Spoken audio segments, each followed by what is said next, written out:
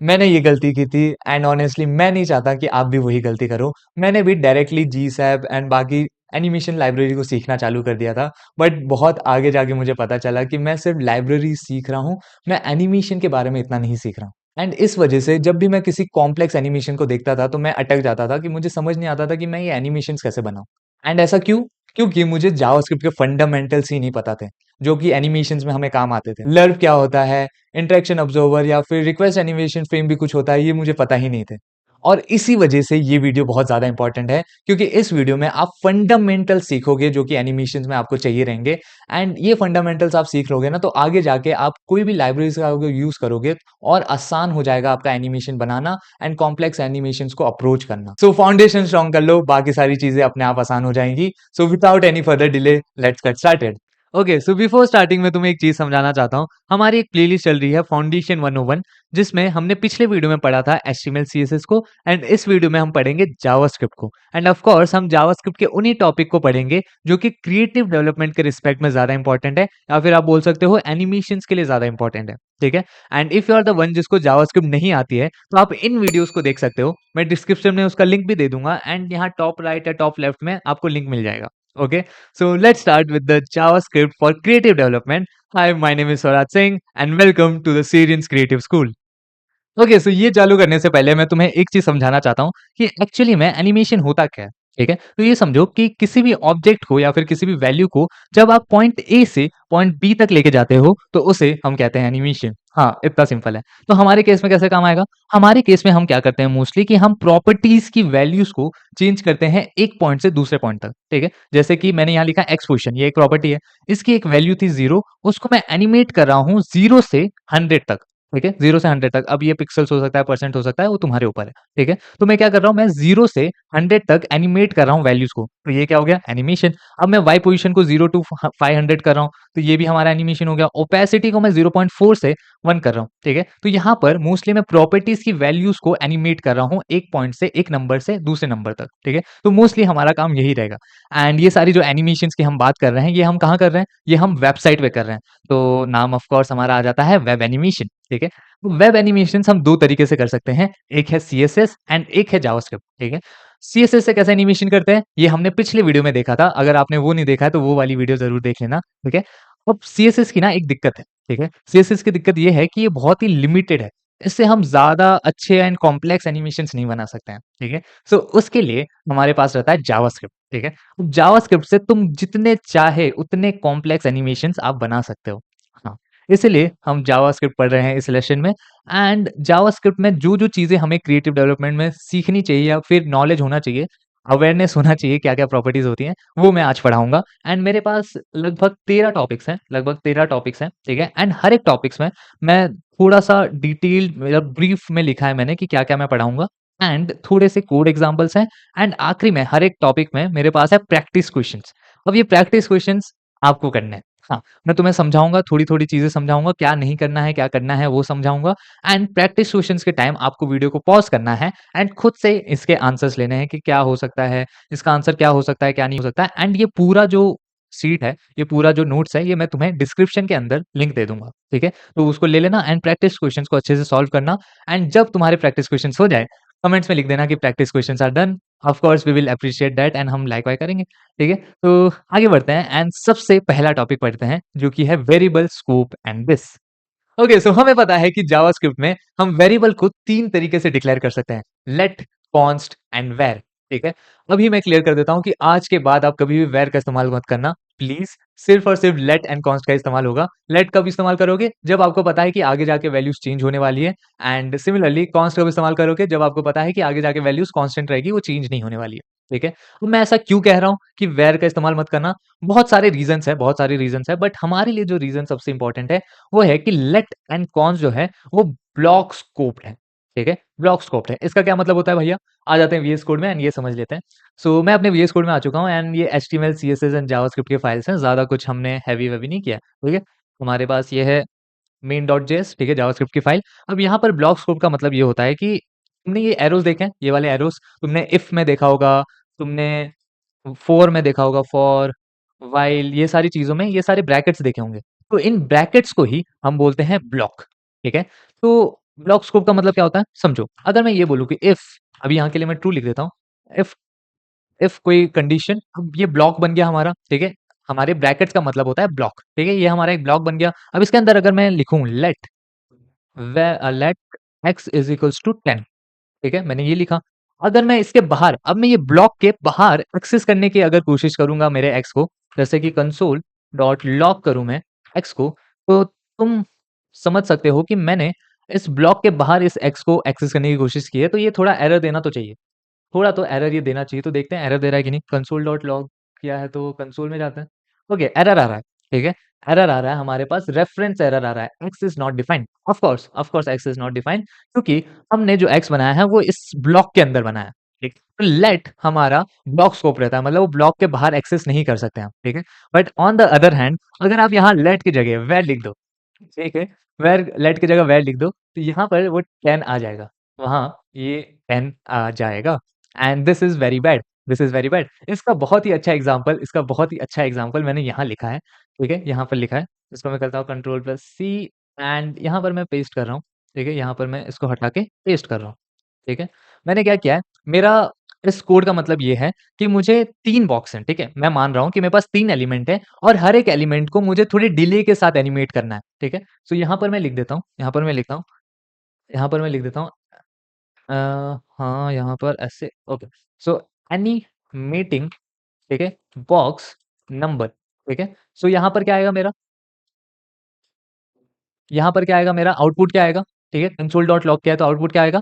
मेरा अजम्पशन ये है कि animation box 1, animating box number 1, animating box number 2 and animating box number 3, ठीक है? यही है, मुझे 3 बॉक्सेस को थोड़ी डिले के साथ एनिमेट करवाना है। कितना डिले करना है? मैं बोल देता हूँ यार 500 कर देता हूँ यहाँ पर, ठीक है? 500 मिलीसेकंड के बाद आप तीनों बॉक्स को एनिमेट कर देना, ठीक है? सो अगर मैं जाऊँ अपने कंसोल में वापस, so you can see animating box number 0, animating box number 1, animating box number 2। Of course हमारा आई 0 टू 3 जा रहा है, ठीक है? तो मेक सेंस। बट अगर मैं सिर्फ और सिर्फ यहाँ पर लेट की जगह वेर कर दूं, लेट की जगह वेर कर दूं, तो तुम देखोगे यहाँ पर कि अब मेरा 3 बार एनिमेटिंग बॉक्स नंबर 3 आ चुका है। हाँ, वह बहुत दिक्कतें देता है, वो इस ब्लॉक के बाहर ही चला जाता है, ठीक है?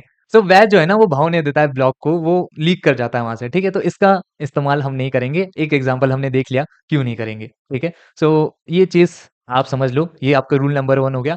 आज के बाद आप वेयर का इस्तेमाल नहीं करोगे, सिर्फ लेट एंड कॉन्स्ट का इस्तेमाल होगा, ठीक है? चलो, तो ये चीज़ हमें समझ में आ गई है। आगे बढ़ते हैं, क्या है? हमने ये चीज़ भी पढ़ ली है, block scope inside for loop, classic गॉटचा with set out in loops, यही वाला जो एग्जांपल है वही है लिखा, ठीक है?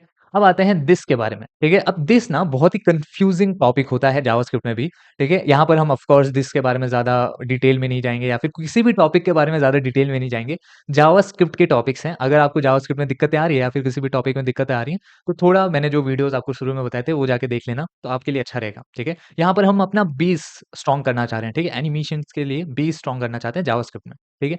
आ जाओ। सो दिस के कंपैरिजन में हमें एक चीज़ देखनी है, एक कंपैरिजन देखना है, ठीक है? दिस का मतलब आपको पता है ना कि दिस का जो वैल्यू है ना वो अलग-अलग कंडीशन में चेंज होता है। दिस की जो वैल्यू है वो अलग-अलग कंडीशन में चेंज होती है। हमारा मेजर कंसर्न जो है वो ये है, देखो, वो ये है, यहाँ पर मैं ये एग्जांपल लेके चल रहा हूँ, ठीक है? मेरे पास एक ओबीजे नाम का ऑब्जेक्ट है, ठीक है? एंड मेरे पास उसके अंदर एक वैल्यू है, एंड रेगुलर करके एक फंक्शन है ना, एरो करके एक फंक्शन है, ठीक है? अब यहाँ पर आप देख सकते हो कि क्या डिफरेंस है। यहाँ पर मैं रेगुलर फंक्शन का यूज कर रहा हूँ एंड यहाँ पर मैं यूज कर रहा हूँ फैट एरो फंक्शन का। एंड मैं क्या कर रहा हूँ, कंसोल कर रहा हूँ किसको, दिस डॉट वैल्यू को एंड दिस डॉट वैल्यू को, ठीक है? अगर मैं यहाँ पर लिखूँ OBJ, OBJ dot regular, OBJ dot regular, and इसको मैंने कर दिया कॉल, ठीक है? इसको मैंने कर दिया कॉल, तो क्या आएगा फिर, हमारी वैल्यू क्या आएगी, हमारी वैल्यू क्या आएगी फिर, हमारी वैल्यू आ रही है 10, हमारी वैल्यू आ रही है 10। 10 क्यों आ रही है? क्योंकि यहाँ पर मैंने लिखा है दिस डॉट वैल्यू, ठीक है? दिस यहाँ पर हमारा ओबीजे को पॉइंट आउट कर रहा है, ठीक है? तो क्या होता है कि तुम्हारा जो रेगुलर फंक्शन होता है, रेगुलर फंक्शन जो होता है, उसमें दिस की वैल्यू जो होती है, वो होती है कि वो कहाँ से कॉल हुआ है। मतलब कि मैंने ये फंक्शन को कहाँ से कॉल किया है? ओबीजी से, ठीक है? ओबीजे से कॉल किया है। इसलिए मेरे रेगुलर के अंदर, रेगुलर फंक्शन के अंदर जो दिस की वैल्यू हो जाएगी, वो हो जाएगी ओबीजे, ये ऑब्जेक्ट, ठीक है? But on the other hand अगर मैं यहाँ पर रेगुलर की जगह एरो लिख दूँ, अगर मैं रेगुलर की जगह एरो लिख दूँ, तो यू विल सी कि हमारे पास कुछ और आउटपुट आएगा। यहाँ पर आया कांट रीड प्रॉपर्टी अनडिफाइंड, मतलब अनडिफाइंड आया, अनडिफाइंड आया। अब ऐसा क्यों आया? क्योंकि हमारा जो एरो फंक्शन होता है ना, हमारा जो एरो फंक्शन है, वो दिस की वैल्यू जो लेता है, वो आउटर स्कोप से लेता है। इसका मतलब कि वो इनहेरिट करता है। मेरा मतलब ये है कि एरो फंक्शन जो है, वो दिस की वैल्यू लेगा उसके ओबीजे की जो दिस की वैल्यू है उससे। ठीक है? ओके, सो तो यही थंब रूल है कि आपको रेगुलर फंक्शन तब यूज़ करना है जब आप चाहते हो कि दिस की वैल्यू वो ऑब्जेक्ट हो जाए जहाँ से आप उसको कॉल कर रहे हो, ठीक है? एंड एरो फंक्शन का आपको मोस्टली कब इस्तेमाल करना होता है? जब आप क्लिक हैंडलर बनाओ या फिर हवर हैंडलर बनाओ, तब आपको इसका इस्तेमाल करना पड़ता है, ठीक है? सो यही एक डिफरेंस है। तो मेजरली हम क्या एरो फंक्शन का यूज़ करते हैं, ठीक है? मैक्सिमम टाइम आप देखोगे कि एरो फंक्शन का यूज़ करते हैं, रेगुलर फंक्शन का इतना यूज़ नहीं करते हैं। बट हाँ, स्पेसिफिकली अगर आप चाहते हो कि ऑब्जेक्ट आप दिस की वैल्यू आपकी ऑब्जेक्ट हो जाए, तब आप यूज़ कर सकते हो, ठीक है? आई होप ये चीज़ आपको समझ में आ गई है।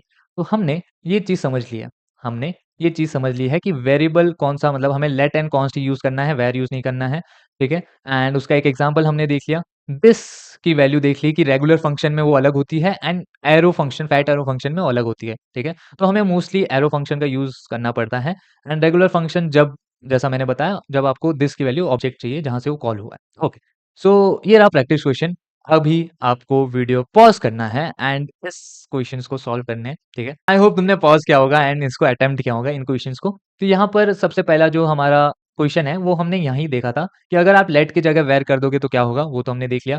अब ये वाला जो क्वेश्चन है इसका आंसर मैं अभी बता देता हूँ। इसका आंसर हो सकता है कि आप बाइंड का इस्तेमाल कर सकते हो, ठीक है? एंड या फिर आप एरो फंक्शंस का इस्तेमाल कर सकते हो। इसका आंसर ये है।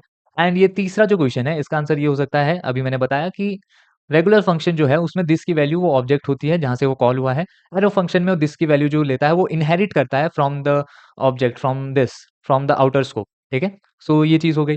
आगे बढ़ते हैं, ठीक है? आगे बढ़ते हैं। Okay, so let's move forward and हमारा दूसरा टॉपिक है फंक्शंस, कॉलबैक्स एंड क्लोजर्स। फंक्शंस के बारे में तो हमें पता ही रहना चाहिए, वो मैं नहीं पढ़ा रहा हूँ। हम पढ़ते हैं कॉलबैक्स के बारे में, ये थोड़ा इंटरेस्टिंग है। कॉलबैक्स क्या होता है, यहाँ पर मैंने लिखा है, जब आप फंक्शन पास करते हो एज़ एन आर्गुमेंट। इसका क्या मतलब है? आ जाओ मैं समझा देता हूँ, मैं समझा देता हूँ।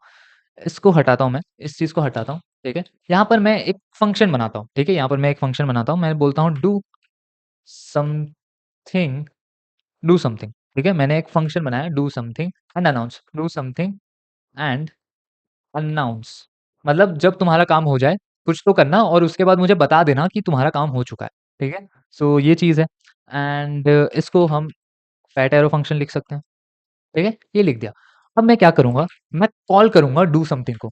तो ये डू समथिंग एंड अनाउंस को कॉल किया मैंने, कॉल किया एंड इसके अंदर मैं एक फंक्शन डालूँगा। मैं इसके अंदर एक फंक्शन डालूँगा। मैं एक फंक्शन डाल रहा हूँ, ठीक है? मैं इसको ऐसे भी लिख सकता हूँ। मैंने एक फंक्शन डाला, ठीक है? मैंने एक फंक्शन डाला और इसके अंदर मैंने लिख दिया कंसोल डॉट लॉग, ठीक है? कंसोल डॉट लॉग एंड यहाँ पर मैं लिख रहा हूँ कि डन।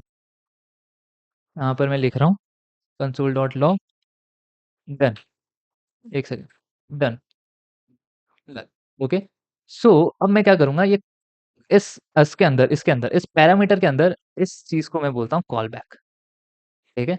इसको आप बोलते हो कॉल बैक। जब आप आर्गुमेंट में एक फंक्शन दे दो, उसको आप बोलते हो कॉल बैक। यहाँ पर मैंने लिख दिया, यहाँ पर मैंने लिख दिया, ठीक है? आई होप ये समझ में आ रहा है। अब इसका इस्तेमाल कैसे होता है देखो मैं बताता हूँ। मैं यहाँ लिखता हूँ console dot log and do something, ठीक है? डन समथिंग, हाँ, डू समथिंग, डूइंग समथिंग बोल देता हूँ।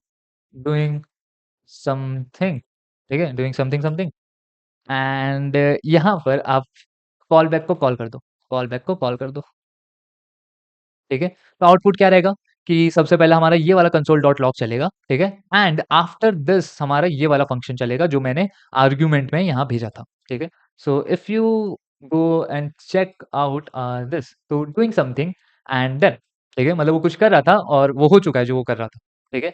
अब इसका एक बहुत ही अच्छा एग्ज़ाम्पल मैं ये बता सकता हूँ कि जब आपको एनिमेशन करना है, कोई भी एनिमेशन करना है, या फिर मैं बोल सकता हूँ कि आपको एनिमेशन के बाद या एनिमेशन कंप्लीट होने के बाद आपको कुछ चीज़ परफ़ॉर्म करनी है, ठीक है? कुछ चीज़ परफ़ॉर्म करनी है या फिर आपको पता लगाना है कि एनिमेशन खत्म हुआ कि नहीं, तब आप इसका इस्तेमाल कर सकते हो। कैसे? यहाँ पर मैं बोल सकता हूँ कि एनिमेशन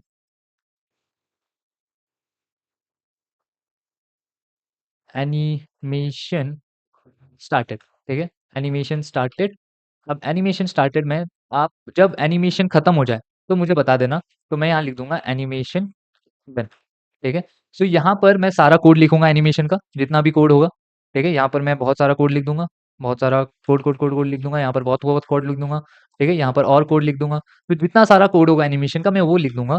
एंड आखिरी में जाके जब मेरा एनिमेशन कंप्लीट हो जाएगा तो मैं ये कॉल बैक फंक्शन कॉल कर दूंगा एंड फिर मुझे दिखा देगा एनिमेशन इज डन, ठीक है। तब आप यूज कर सकते हो हमारे कॉल बैक्स का, एनिमेशन स्टार्टेड एंड जब एनिमेशन खत्म हो जाए तो एनिमेशन डन, मुझे पता चल जाएगा एनिमेशन खत्म हो चुका है, तब मैं कुछ अपना चीज परफॉर्म कर सकता हूँ, ठीक है। या फिर मैं कोई टेक्स्ट दिखा सकता हूँ, या फिर मैं कुछ दूसरा एनिमेशन चालू कर सकता हूँ। तुम ऐसा भी कर सकते हो ना कि एक एनिमेशन तुम्हारा चल रहा है, जैसे ही वो एनिमेशन खत्म हुआ तो तुम दूसरा एनिमेशन चालू कर सकते हो। ये मोस्टली तुम्हारे लोडिंग एनिमेशन में होता है कि जब तुमने 100% कर दिया, तुम्हारा लोडिंग 100% हो चुका है, तब आप एक दूसरा लैंडिंग एनिमेशन का आप करते हो, ठीक है, revealing anime landing reveal animation, ठीक है। तो तब आप इसका इस्तेमाल कर सकते हो। ओके, सो हमने ये समझ लिया कॉल बैक के बारे में। क्लोजर्स एक बहुत ही अच्छी चीज़ लगती है मुझे। क्लोजर्स मतलब इंटरेस्टिंग थिंग, ठीक है। अब क्लोजर क्या होता है? A function that closes over variable from its outer scope. नहीं समझ में आएगा, मेरे को पता है। इसलिए मैंने यहाँ पर एक बहुत प्यारा सा एग्जांपल लिख के रखा है। बहुत प्यारा एग्जांपल मैंने लिख के रखा है एंड इसको मैं हटाऊँगा एंड यहाँ पर मैं इस एग्जांपल को पेस्ट कर दूँगा। क्या किया मैंने? एक फंक्शन बनाया है क्रिएट काउंटर करके एंड उसके अंदर मैं क्या कर रहा हूँ कि let count is equals to 0। तो मैंने वेरिएबल बनाया काउंट करके उस फंक्शन के अंदर एंड मैं रिटर्न कर रहा हूँ। एंड मैं रिटर्न कर रहा हूँ क्या? रिटर्न क्या कर रहा हूँ? एक फंक्शन रिटर्न कर रहा हूँ, ठीक है? सबसे पहला चीज़, क्लोज़र में आप एक फंक्शन रिटर्न करते हो, ठीक है? क्लोज़र में आप एक फंक्शन रिटर्न करते हो एंड उस फंक्शन के अंदर, ठीक है? उस फंक्शन के अंदर आप यूज़ करते हो वो वेरिएबल का जो कि उस आउटर फंक्शन के अंदर था, ठीक है? यहाँ पे देखो क्लोज़र रिमेंबर्स काउंट। अब इसका मतलब मैं समझाता हूँ बट यहाँ पर समझो कि मैंने रिटर्न किया है। मैंने रिटर्न किया है एक फंक्शन को एंड इस फंक्शन के अंदर ये वाले रिटर्न वाले फंक्शन के अंदर मैंने यूज किया काउंट को। काउंट कहाँ था? काउंट था मेरे इस फंक्शन के अंदर, ठीक है, मेरे आउटर फंक्शन के अंदर, ठीक है।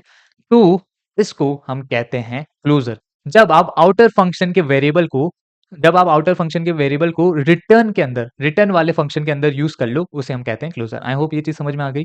अब इसका यूज क्या है? इसका यूज क्या है? हमारे एनिमेशन में क्या यूज है, आ जाओ मैं बताता हूँ। तो यहाँ पर देखो, मैंने क्या किया है? मैंने किया है टिक, ठीक है? तो मैं यहाँ इसको कर देता हूँ पार्टिकल 1, पार्टिकल 1, ठीक है? पार्टिकल 1, ठीक है? मैंने पार्टिकल 1 ले लिया है। अब मैं पार्टिकल 1 को कॉल करता हूँ, ठीक है? पार्टिकल 1 को मैंने कॉल कर दिया। तो मेरा आउटपुट क्या होगा? मेरा आउटपुट क्या होगा? मैंने पार्टिकल 1 को कॉल किया, तो पार्टिकल 1 में क्या है? Plus plus count. तो अभी काउंट क्या है? 0। तो मेरा प्लस प्लस काउंट क्या हो जाएगा? आई होप 1 हो जाएगा। तो मुझे 1 दिखना चाहिए, मुझे 1 दिखना चाहिए। कंसोल नहीं किया है क्या मैंने? 1 सेकंड। पार्टिकल में मुझे कंसोल करना है इसको, रुक जाओ। कंसोल डॉट लॉग एंड यहाँ पर मैंने ये लिख दिया। ओके, सो मुझे 1 दिखना चाहिए, 1 दिख रहा है, ठीक है? 1 दिख रहा है, नाइस नाइस, ये तो सही है। अगर मैं फिर से पार्टिकल 1 को कॉल कर दूं, अगर मैं फिर से पार्टिकल 1 को कॉल कर दूं, तो यू विल सी कि अब वो 2 हो चुका है। Nice, interesting. 2 कैसे हो गया? जबकि ऐसा क्या होता है जावास्क्रिप्ट में, क्या होता है कि जब भी आप एक फंक्शन को कॉल करते हो एंड वो फंक्शन अपना एग्जीक्यूशन खत्म कर देता है, तो फंक्शन को डिलीट किया जाता है, ठीक है? वो फंक्शन डिलीट हो जाता है। तो उसके जितने भी इंटरनल स्टोरेज भी होता है, वो सब कुछ डिलीट हो जाता है। बट यहाँ पर वो वेरिएबल को रिमेंबर कर रहा है कि पहले उसकी वैल्यू 1 थी, अब उसको 2 कर दो, ठीक है? तो जावास्क्रिप्ट ये क्लोजर्स के साथ करता है कि वो स्पेशली स्टोर कर देता है हमारी क्लोजर्स को, ठीक है? So this is very interesting, this is very interesting. अब तुम कितने बार भी कॉल करते रहो, वो फंक्शंस को रिमेंबर करता रहेगा एंड चलाता रहेगा। तो मैंने यहाँ पर 3 बार किया तो 1 2 3, ठीक है? अब इसका यूज़ केस समझो। तुम्हारे पास 10 पार्टिकल हैं, तुम्हारे पास 10 पार्टिकल, ठीक है? मैंने यहाँ पर 10 तो नहीं बनाऊँगा, मैं 2 ही बना रहा हूँ, ठीक है? पार्टिकल 2, ठीक है? पार्टिकल 2 है। अब तुमने 3 बार पार्टिकल 1 को कॉल कर दिया, ठीक है? एंड अब मैं 3 बार इसको देखो, पार्टिकल 1 को 1 बार कॉल किया एंड मैं अब पार्टिकल 2 को 2 बार कॉल कर देता हूँ। पार्टिकल 2 को 2 बार कॉल कर देता हूँ, पार्टिकल 2। तो तुम्हें क्या लगता है कि आउटपुट क्या होगा? थोड़ा सोचना, अगर आपको क्लोज़र्स के बारे में नहीं पता है तो थोड़ा डिफ़िकल्ट होगा, बट थोड़ा सोचो, ठीक है?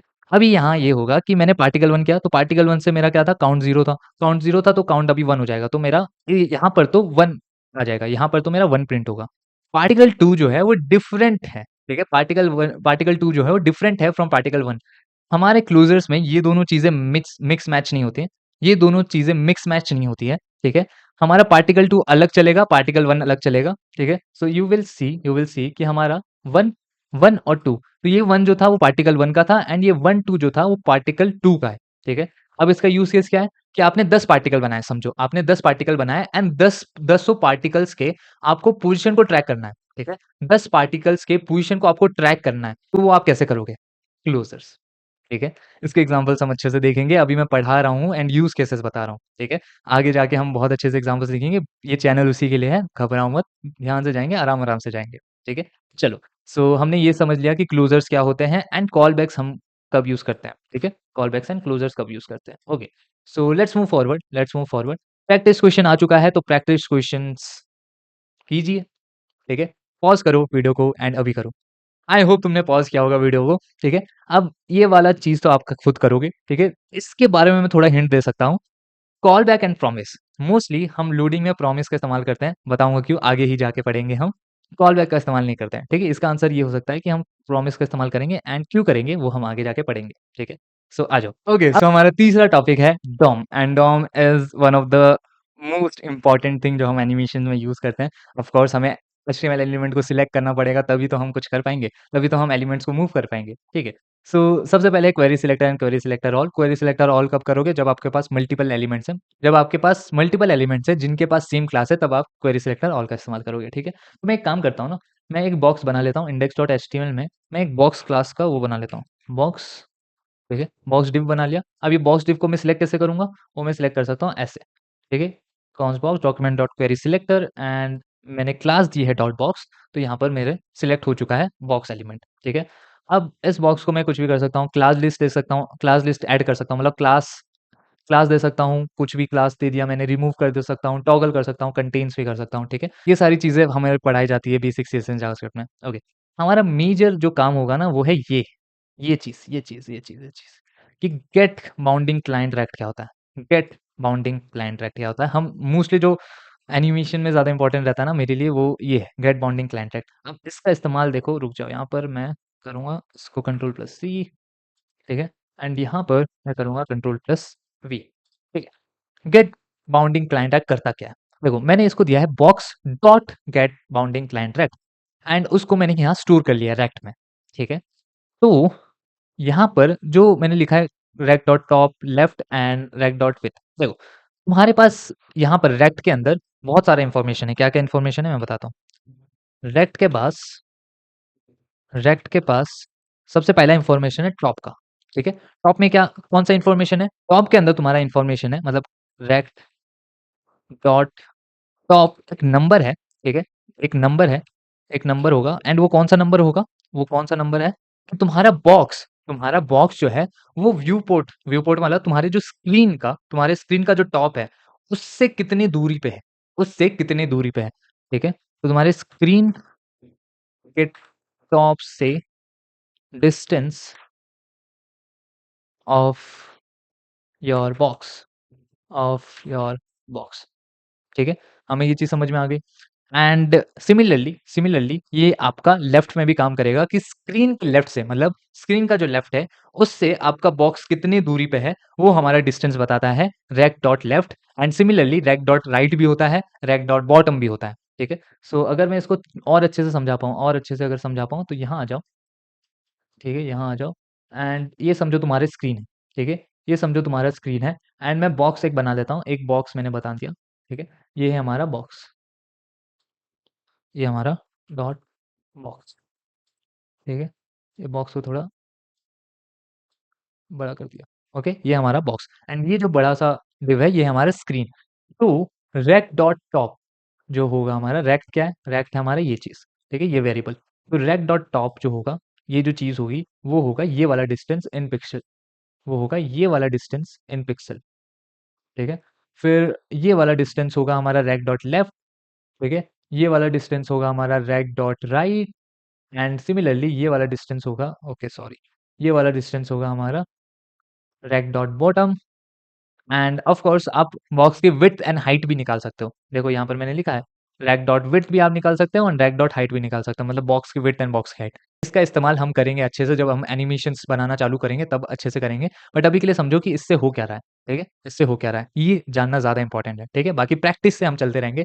एक ही दिन में आप नहीं समझ रहे हो कुछ भी चीज़, ठीक है? एक ही दिन में आप एनिमेशन के किंग नहीं बन जाओगे। It will take some time, but practice के साथ हम बहुत अच्छे से सीखते जाएँगे, ठीक है? ओके, सो हमें ये चीज़ समझ में आ चुकी है कि गेट बाउंडिंग क्लाइंट हमें इन्फॉर्मेशन देता है अबाउट द एलिमेंट जिसका मैंने बोला है।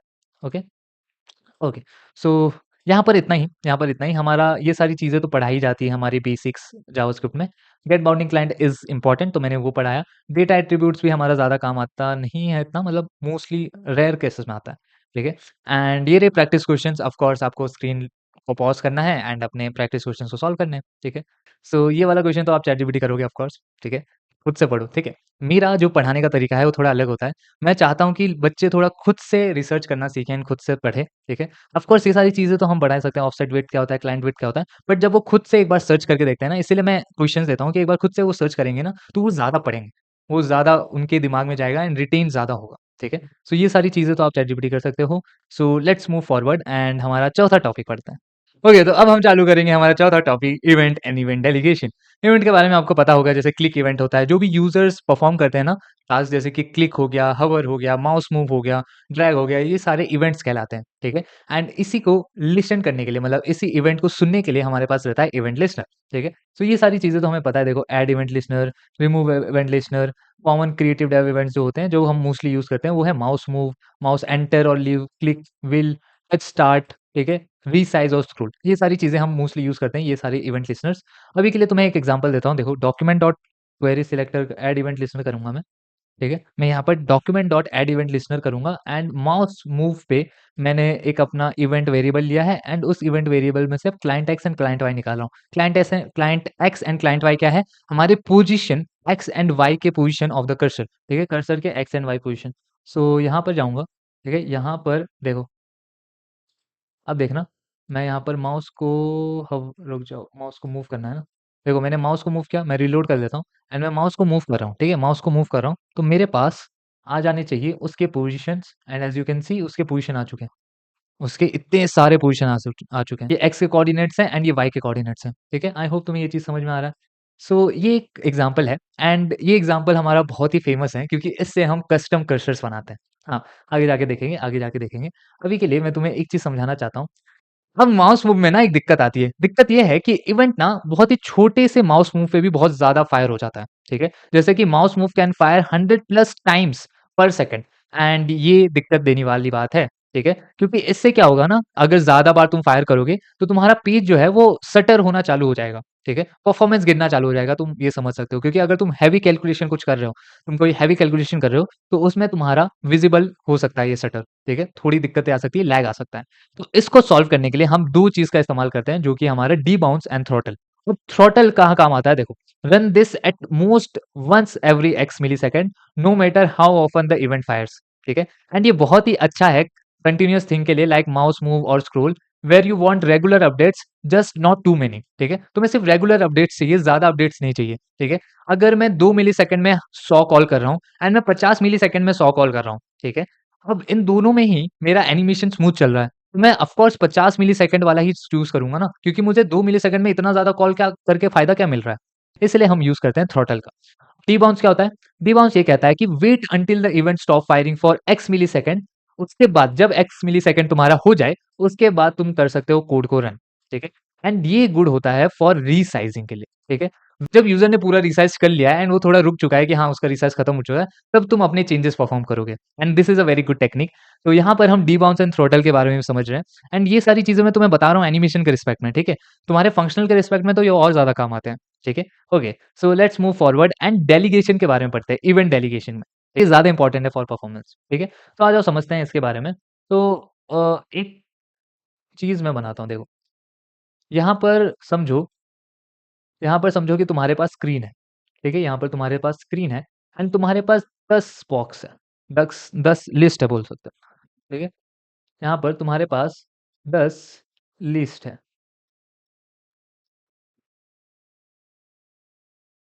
तुम्हारे पास 10 लिस्ट है, ठीक है? कुछ ऐसे तुम्हारे पास मल्टीपल लिस्ट है।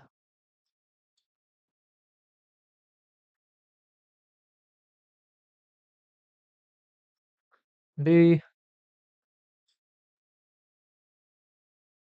ओके, सो तुम्हारे पास इतने सारे लिस्ट हैं, ठीक है?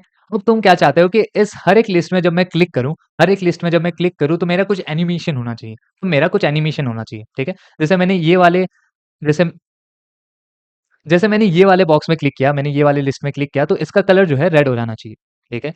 एंड अगर मैं ये वाले बॉक्स पे क्लिक करूँ तो इसका कलर रेड हो जाना चाहिए, ठीक है? तो ऐसा मेरा कोई एनिमेशन है, ठीक है? बहुत सिंपल एनिमेशन मिल गया है, ऐसा कोई सिंपल एनिमेशन है। तो इसका कोड कैसा होगा? इसका कोड मैं बताता हूँ, रुको। ओके, सो इसका कोड तुम समझो कि इसका कोड कुछ ऐसा दिखेगा। मैंने document dot query selector all किया है, आइटम्स को जितने भी मेरे आइटम्स हैं उनको सिलेक्ट कर लिया है एंड फॉर ईच कर रहा हूँ मैं, सारे आइटम्स में जा रहा हूँ एंड सारे आइटम्स में मैंने ऐड इवेंट लिस्टनर लगाया है, वो भी क्लिक एंड कंसोल डॉट लिख किया है मैंने क्लिक, ठीक है? तो ये मेरा एक तरीका हो गया लिखने का कोड, ठीक है? अब ये तरीका बहुत गलत है क्योंकि यहाँ पर तुम 100 या फिर जितने भी अगर तुमने जितने भी आइटम्स बनाए हैं, उतने नंबर ऑफ इवेंट लिस्टनर्स बन चुके हैं। ठीक है? सो इसका सॉल्यूशन क्या है? इसका सॉल्यूशन है इवेंट डेलीगेशन। इवेंट डेलीगेशन का मतलब यहाँ पर आ जाओ, है पैरेंट है, उस पे मैंने क्या किया ऐड इवेंट लिस्टनर लगाया है। पैरेंट में ऐड इवेंट लिस्टनर लगाया है क्लिक एंड देन फंक्शन में मैंने लिखा है कि इफ इवेंट डॉट टारगेट मतलब ये इसके बारे में बात हो रही है, ये लिस्ट के बारे में बात हो रही है। अगर इसके अंदर मेरा आइटम्स कंटेन है, तो उन सारों में ये लगा दो console dot log click event dot target. Same काम करेगा, सेम काम करेगा। पर अब यहाँ आप क्या कर रहे हो कि आप पैरेंट में ऐड इवेंट लिस्टनर क्लिक लगा रहे हो, ठीक है? वहाँ आप हर एक आइटम में लगा रहे थे, बट यहाँ पर आप सिर्फ़ और सिर्फ़ पैरेंट में लगा रहे हो, ठीक है? And this is very important for performance. ये तो तुम्हें समझ में ही आ रहा है। ये तो तुम्हें समझ में आ रहा है। यहाँ पर तुम बहुत बार कर रहे थे, यहाँ पर तुमने एक ही बार किया। बहुत ही अच्छा है परफॉर्मेंस के लिए, ठीक है? आई होप तुम्हें ये चीज़ समझ में आ गई होगी। तो आगे बढ़ते हैं एंड हमने इवेंट एंड इवेंट डेलीगेशन के बारे में समझ लिया। प्रैक्टिस क्वेश्चन हमारे आ चुके हैं। प्रैक्टिस क्वेश्चन्स आपको पॉज़ करना है एंड खुद से करना है। आई होप तुमने वीडियो पॉज़ किया होगा एंड सारे क्वेश्चंस अच्छे से किए होंगे, ठीक है? ये तीनों क्वेश्चंस के बारे में हमने अच्छे से समझा ही है, ठीक है? अगर फिर भी कोई दिक्कत हो तो ऑफ कोर्स चैटजीपीटी है आपके पास। Okay, so let's move forward and timing के बारे में समझते हैं। ओके, सो हमारा 5वां टॉपिक है टाइमिंग, जहाँ पर हम देखेंगे सेट टाइम आउट के बारे में, set interval and request animation frame. ये बहुत ही ज़्यादा इंपॉर्टेंट है, मैं बता रहा हूँ। इधर मैंने लिखा भी है, this is the single most important section क्योंकि जितने भी तुम्हारे जावास्क्रिप्ट ड्रिवन एनिमेशंस लूप या लाइब्रेरीज़ हैं, जैसे कि जीसैप, वो भी इंटरनली ही रिक्वेस्ट एनिमेशन फ्रेम का ही यूज़ करते हैं, ठीक है? अब रिक्वेस्ट एनिमेशन फ्रेम है क्या? कहाँ काम आता है? वो चीज़ मैं बताता हूँ। उसके लिए मैं एक एग्ज़ाम्पल लेना पसंद करूँगा। तो मैं जाता हूँ index.html में, ठीक है? मैंने यहाँ बॉक्स बनाया है एंड इस बॉक्स को मैं थोड़ा स्टाइलिंग दे देता हूँ। इस बॉक्स को मैं थोड़ा-सा स्टाइलिंग दे देता हूँ, ठीक है? मैं बोलता हूँ कि आपकी हाइट जो हो जाएगी, आपकी जो हाइट हो जाएगी, वो हो जाएगी 200 पिक्सल, ठीक है? आपकी जो विड्थ हो जाएगी, वो हो जाएगी 200 पिक्सल एंड आपका जो बैकग्राउंड कलर है, वो हो जाएगा रेड, ठीक है? बैकग्राउंड कलर हो जाएगा रेड। अब आप यहाँ आ जाइए एंड इस चीज़ को हटाओ, ठीक है? इस चीज़ को हटाओ, इस चीज़ को हटाओ एंड हमने बॉक्स को सिलेक्ट कर लिया, बॉक्स को सिलेक्ट कर लिया। अब मैं ये चाहता हूँ कि let X is equals to 0, ठीक है? एंड मैं एक फंक्शन बनाता हूँ, फंक्शन लूप, ठीक है? लूप एक फंक्शन बनाया मैंने एंड इसमें मैं लिख रहा हूँ x plus is equals to, ठीक है? Plus is equals to 2 and मैं यहाँ पर करूँगा बॉक्स डॉट स्टाइल डॉट ये नहीं box dot style dot translate translate is equals to, यहाँ पर मैंने ये किया एंड देन मैं कर रहा हूँ ट्रांसफॉर्म, ठीक है? ट्रांसफॉर्म एक्स, ठीक है? ये तो हमें पता है ना, ये तो हमें पता है। यहाँ पर मैं कर रहा हूँ एक्स, ठीक है? एंड ये पिक्सल में आएगा, ठीक है? और एस सॉरी, ओके एंड ये वाली चीज़ को मैं बार-बार चलाना चाहता हूँ, तो इसके लिए मैं सेट इंटरवल का इस्तेमाल कर सकता हूँ। Set interval and set interval में मुझे देना पड़ेगा अपना लूप, ठीक है? लूप में मैं यहाँ पर दे दूँगा अपना टाइम। तो मैं बोल रहा हूँ कि 2 मिलीसेकंड में 2 मिलीसेकंड में आप इसको बार-बार चलाते रहना, मेरे लूप को बार-बार चलाते रहना। तो क्या मेरे पास एक बॉक्स आ जाएगा? बॉक्स आ रहा है, इसको थोड़ा बड़ा कर देता हूँ, ओके एंड यहाँ पर मैं इसको चला देता हूँ।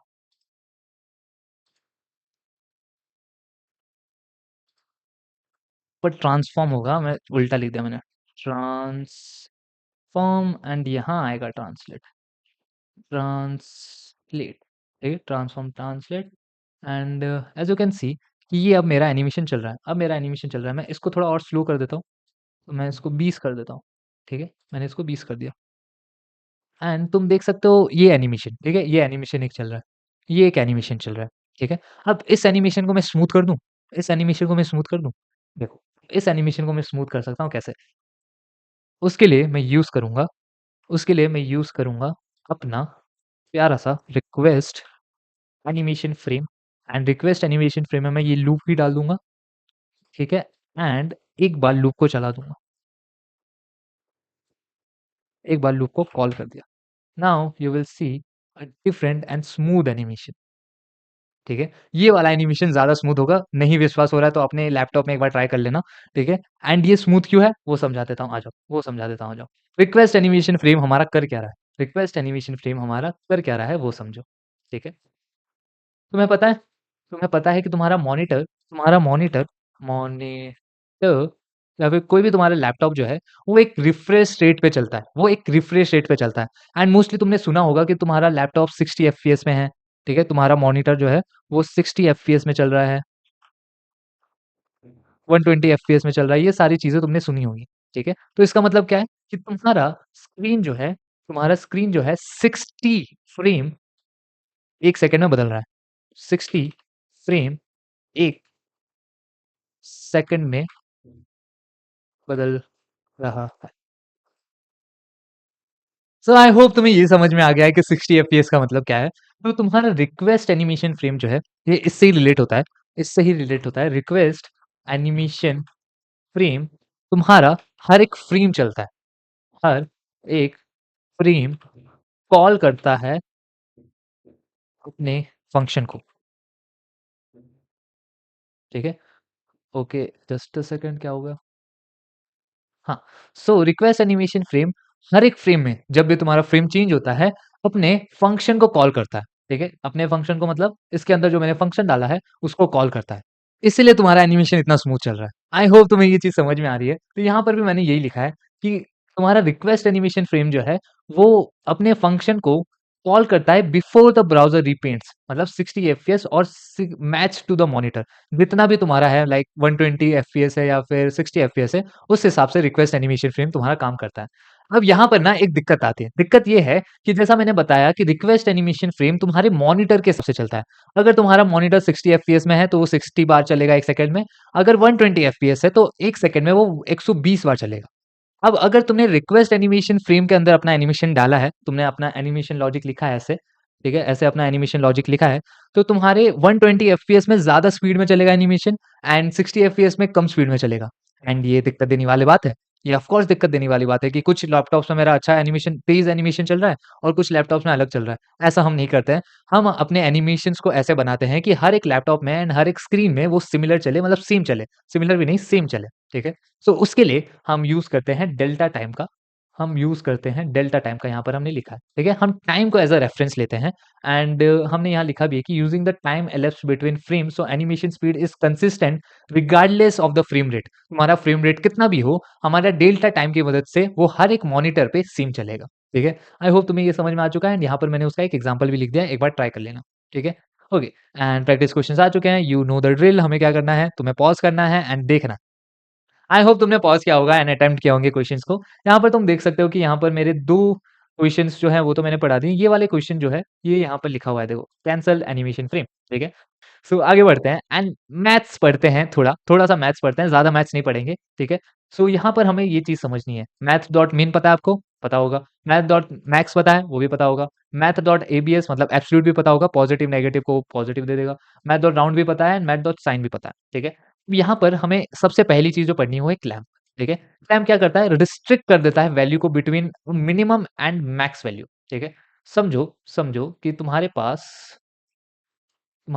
एक वैल्यू है, तुम्हारे पास एक एक्स वैल्यू है, ठीक है? एंड तुम्हारे पास एक रेंज है, ठीक है? तुम्हारे पास एक रेंज है, मिनिमम वैल्यू जो हो सकती है एक्स एक्स की, मिनिमम वैल्यू जो एक्स की हो सकती है, वो हो सकती है 0, ठीक है? एंड मैक्सिमम वैल्यू जो एक्स की हो सकती है, वो हो सकती है 2, ठीक है? अगर मेरी x की वैल्यू 0 से कम होने की कोशिश हुई, मतलब अगर मेरा x का वैल्यू 0 से कम है, तो वो अपने आप x को 0 प्रोवाइड कर देगा, x की वैल्यू को 0 दे देगा। अगर मेरा x का वैल्यू 2 से ज़्यादा हो रहा है, तो अपने आप x को क्या वैल्यू मिल जाएगी? 2। तो इसे हम बोलते हैं क्लैंप फंक्शन, ठीक है? अब इसके देखो, इसके सारे यूज़ केसेस ना हम अगली वीडियो में देखेंगे, जहाँ पर हम एनिमेशंस बना के देखेंगे। यहाँ पर हम सिर्फ टॉपिक्स पढ़ रहे हैं, ठीक है? यहाँ पर हम समझ रहे हैं कि क्या-क्या टॉपिक्स होते हैं, ठीक है? उसको एक बार रिवाइज़ कर लेना एंड अगले वीडियो में हम सारे एनिमेशंस बनाएँगे इन्हीं टॉपिक्स की मदद से, ठीक है?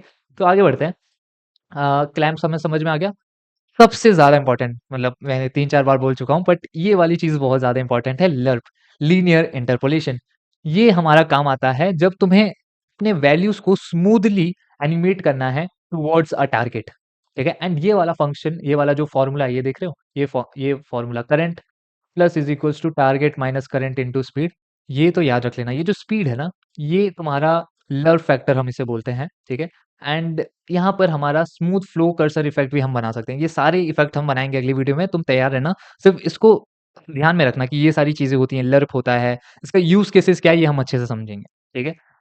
एक और चीज होता है मैप एंड नॉर्मलाइज रेंज, जहां पर हम वैल्यूज को कन्वर्ट करते हैं वन रेंज टू अनदर, ठीक है? जहां पर हम वैल्यूज को कन्वर्ट करते हैं one range to another. Example, मेरा माउस एक्स पोजीशन जो है वो 0 टू माउस विड्थ है, तो उसको मैं रेंज कर दूंगा -1 टू 1, ठीक है? तो मेरा रेंज क्या था? 0 से window dot inner width, but मैं उसको क्या कहाँ कन्वर्ट कर दे रहा हूँ? -1 टू 1 कन्वर्ट कर दे रहा हूँ, ठीक है? तो that's a thing.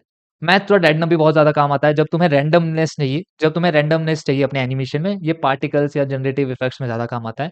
And basic trigonometry तुम्हें आनी चाहिए, math dot sine and math dot cos के बारे में पता रहना चाहिए, क्योंकि इसी की वजह से हम सर्कुलर वाले मोशंस बनाते हैं। तुमने देखा है कि हम अपने एलिमेंट्स को सर्कुलर मोशन में मूव करवा रहे हैं, वो हम math dot sine and math dot cos की मदद से ही करते हैं। ओके, तो ये हो गया, तुम लव का फंक्शन ऐसे बना सकते हो, मैप का फंक्शन ऐसे बना सकते हो। ये याद करने की ज़रूरत नहीं है, हमें मिल जाता है जीसैप ये सब की वजह से। ज़्यादा परेशान मत होना, आगे जाके देखेंगे हम अच्छे से, ठीक है? प्रैक्टिस क्वेश्चन्स आ चुके हैं, तो पॉज़ करो एंड समझो कि क्या है प्रैक्टिस क्वेश्चन्स। आई होप तुमने वीडियो पॉज़ किया होगा एंड ये सारे प्रैक्टिस क्वेश्चन्स को सॉल्व किए होंगे। ये सारे क्वेश्चन्स तुम्हें अगर थोड़े हैवी लग रहे हो तो कोई बात नहीं, टाइम लगता है, थोड़ा समझो। इसका प्रैक्टिकल एप्लीकेशन हम अगले वीडियो में देखेंगे आराम से, ठीक है? आगे बढ़ते हैं। अब आता है हमारा main cheese, manipulating style from JS. अभी-अभी मैंने किया, यहाँ पर मैंने वही किया, ठीक है? Box dot style transform and मैं कर रहा हूँ अपने ट्रांसलेट एक्स, तो मैं स्टाइल को ही एनिमेट कर रहा हूँ थ्रू जावास्क्रिप्ट, ठीक है? मैनिपुलेट कर रहा हूँ स्टाइल्स को फ्रॉम जावास्क्रिप्ट। तो यहाँ पर ये आता है एलिमेंट स्टाइल डॉट प्रॉपर्टी, यहाँ पर मैंने सेम चीज़ किया है, यहाँ पर मैंने सेम चीज़ किया है, ठीक है? यही एक एग्जांपल हो गया यहाँ पर, ठीक है? तुम सीएसएस कस्टम प्रॉपर्टीज़ के वेरिएबल्स को भी रीड कर सकते हो या राइट कर सकते हो। यहाँ पर ट्रांसफॉर्म ट्रांसलेट आ गया। हाँ, ये एक बहुत इंपॉर्टेंट चीज़ है, ये एक परफॉर्मेंस टिप मैं दे रहा हूँ, ये एक परफॉर्मेंस टिप है, ये ध्यान रखना। कभी भी कभी भी प्रेफ़र करना कि तुम ट्रांसफॉर्म एंड ओपेसिटी को ही एनिमेट करो। कभी भी top, left, width and height ये सारी चीज़ों को कभी भी एनिमेट मत करना, ठीक है? ये वाली प्रॉपर्टीज़ को कभी मत एनिमेट करना, ये परफॉर्मेंस के लिए खराब होती हैं, क्योंकि इससे लेआउट री-ट्रिगर होता है एंड तुम्हारा ये हेवी कैलकुलेशन है, ठीक है? तुम्हारे सीपीयू के लिए ये हेवी कैलकुलेशन है, तो ये नहीं करना है तुम्हें, ठीक है? समझ जाओ। तो आज के बाद कभी भी top, left, right, height, width ये सारी चीज़ों को आपको एनिमेट नहीं करना है। सिर्फ़ और सिर्फ़ ट्रांसफ़ॉर्म का इस्तेमाल करना है, ओपेसिटी का इस्तेमाल करना है एंड स्केल का भी इस्तेमाल आप कर सकते हो। स्केल एंड रोटेट, हाँ, स्केल तो ट्रांसफ़ॉर्म में ही आ गया। तो ट्रांसफ़ॉर्म एंड ओपेसिटी का इस्तेमाल आपको करना है, ठीक है? आई होप तुम्हें ये समझ में आ गया। यूनिट मैटर करता है, तो आप पिक्सेल ले रहे हो, परसेंट ले रहे हो, वीडब्ल्यू ले रहे हो, वीएच ले रहे हो, ये मैटर करता है, ठीक है? एंड गेट कंप्यूटेड स्टाइल, ये पता करने के लिए कि आपने कौन से स्टाइल्स लगाए हैं अभी, ठीक है? सो आई होप ये चीज़ बहुत ही आसान था, इसमें तो कुछ पढ़ाने वाला चीज़ था नहीं, बस ये एक परफॉर्मेंस टिप बहुत लोगों को नहीं पता रहती है, ये मैंने बता दी, ठीक है? Okay, let's move forward. ये है प्रैक्टिस क्वेश्चंस, पॉज़ कर लेना। आई होप तुमने पॉज़ किया होगा एंड प्रैक्टिस क्वेश्चंस को सॉल्व किए होंगे। आगे बढ़ते हैं, आगे बढ़ते हैं। इज़ एन एरे मेथड, इसमें भी ज़्यादा चीज़ें नहीं हैं, जैसे कि हम इसका इस्तेमाल करते हैं पार्टिकल सिस्टम्स में या फिर staggered animations, data driven UI, ये सारी चीज़ें में हम इसको इस्तेमाल कर सकते हैं। जैसे फॉर ईच हो गया, मैप, फ़िल्टर, रिड्यूस, ये जावास्क्रिप्ट है यार। फाइंड सम एनर्जी, ये भी जावास्क्रिप्ट है। स्प्रेड सिंटैक्स भी तुम्हें पता होगा। डिस्ट्रक्टिंग, इसका एग्ज़ाम्पल मैं ये ले सकता हूँ, देखो यहाँ पर पार्टिकल है, ठीक है? यहाँ पर एक देखो एग्ज़ाम्पल्स के लिए ही मैं पढ़ा रहा हूँ, ठीक है? ये सारा जावास्क्रिप्ट ही है, ये पढ़ाने की ज़रूरत नहीं है। अगर नहीं पता है, तो एक बार जावास्क्रिप्ट पढ़ के आ जाना, ठीक है? मैं यहाँ पर सिर्फ़ तुम्हें एग्ज़ाम्पल्स या फिर सिर्फ़ वो टॉपिक्स पढ़ाना चाह रहा हूँ जो कि एनिमेशंस के लिए ज़्यादा इम्पोर्टेंट है, ठीक है? जावास्क्रिप्ट में ये बेसिक्स पढ़ाए जाते हैं, ठीक है? ओके, सो यहाँ पर हमारे पास पार्टिकल्स हैं एंड पार्टिकल्स एक एरे है जहाँ पर हमारे पास 2 ऑब्जेक्ट हैं। x is equals to 0, y is equals to 0 and x5 and y5, ठीक है। तो यहाँ पर दो तरीके हो सकते हैं, या फिर आप पार्टिकल्स डॉट फॉर ईच कर सकते हो अगर आपको कुछ परफॉर्म करना है तो। एंड अगर आपको इन पार्टिकल से मतलब कुछ परफॉर्म करने के बाद एक अलग से एरे बनाना है जो कि मैप करता है, तो पार्टिकल्स डॉट मैप कर सकते हो, ठीक है। मैप के बारे में पता होगा, ये सारी प्रॉपर्टीज के बारे में आपको पता रहना चाहिए, इसलिए मैं बोलता हूँ कि जावास्क्रिप्ट एक बार थोड़ा बेसिक पढ़ लेना चाहिए, उसके बाद हम एनिमेशन में घुसे, ठीक है। ओके, सो ये प्रैक्टिस क्वेश्चन है, पॉज कर लेना, बहुत ही सिंपल है। आई होप तुमने पॉज़ किया होगा एंड ये अटेम्प्ट किए होंगे। ज़्यादा कुछ इसमें डिफिकल्ट है नहीं, तो आगे बढ़ते हैं। आगे बढ़ते हैं एंड पढ़ते हैं असिंक्रोनस जावास्क्रिप्ट एंड ये समझते हैं कि ये हमारे काम कैसे आता है, ठीक है। तो बहुत सारे लोग जो लोडर बनाते हैं अपने वेबसाइट का, वो बहुत हार्ड कोडेड बनाते हैं। मतलब वो 0 टू 100 एक नंबर को एनिमेट कर देते हैं एंड होता है कि उनका लोडर बन चुका है।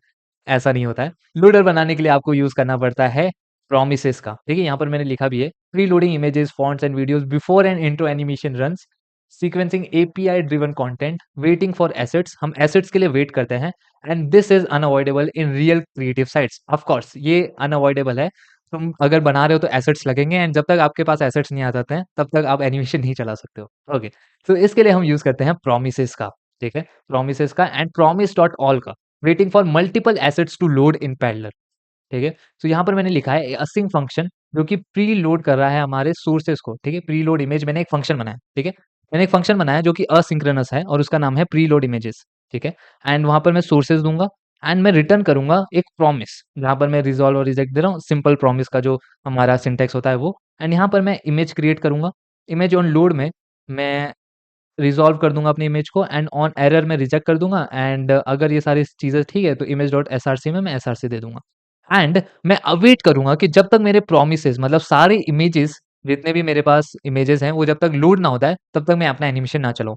देखो यहाँ से चालू हो रहा है, images URLs dot map preload images, ठीक है। जितने भी मेरे पास इमेज यूआरएल्स हैं, सारे इमेजेस जब तक लोड ना हो जाए तब तक मैं अपना एनिमेशन ना चलाऊँ। तो इसके लिए मैं यूज़ करता हूँ प्रॉमिस डॉट ऑल, ठीक है।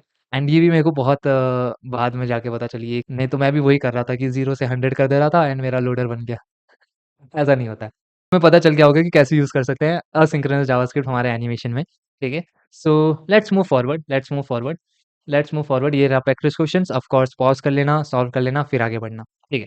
आगे बढ़ते हैं आखिरी टॉपिक पे viewport and responsiveness in JavaScript, ठीक है।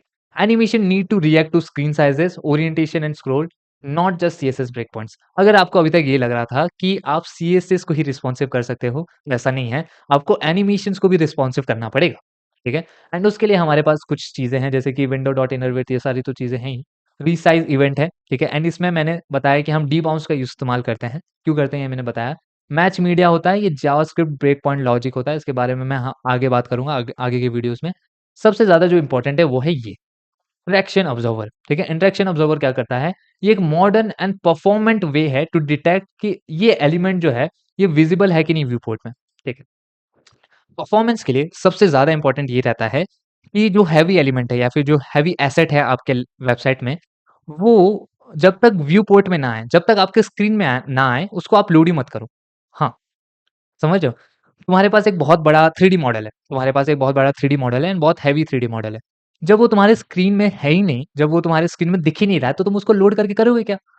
ठीक है? तुम उसको लोड करके सिर्फ़ अपना परफॉर्मेंस ही खराब कर रहे हो। ओके, सो ये पता करने के लिए कि मेरा जो एलिमेंट है, वो स्क्रीन में आ चुका है कि नहीं, उसके लिए हम इस्तेमाल करते हैं इंटरैक्शन ऑब्जर्वर का।